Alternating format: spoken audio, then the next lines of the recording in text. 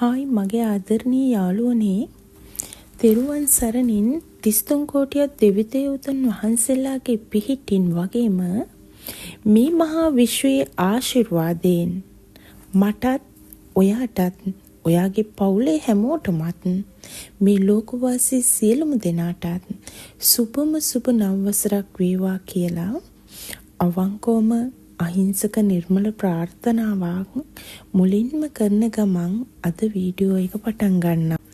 ඇත්තෙන්ම මම මේ වොයිස් කරන පළවෙනි වීඩියෝ එක. ඉතින් අද ඉඳලා පියුමි Facebook page එකෙන් වගේම Mrs. Step Fiyumi YouTube channel එකෙන් මගේ වීඩියෝ මගේම කටහඬින් ඔයාලට ඉදිරියට අරගෙන එන්න මම බලාපොරොත්තු වෙනවා. ඉතින් මට හිතුණා මම මේ අවුරුද්ද ආරම්භ කරපු විදිය ඔයාලත් එක්ක චුට්ටක් බෙදා ගන්න. 2026 ජනවාරි 1 වෙනිදා උදා වෙනවත් එක්කම හරියටම රෑ 12:01ට මම මගේ ගෙදර රත්තරන් මුට්ටියේ කිරි ඉතුරුවා. ඊට පස්සේ නොයිදුල් කිරිබතක් එක ඉතාමත් ප්‍රණීත වෙනස් ආකාරයේ බුද්ධ පූජාවක් සම්මා සම්බුදුරජාණන් වහන්සේට මගේ පිරිසිදු දෑතින් පිළියෙල කළා. මේ ඔයාලා දකින්නේ මම මේ බුද්ධ පූජාව හදන විදිය.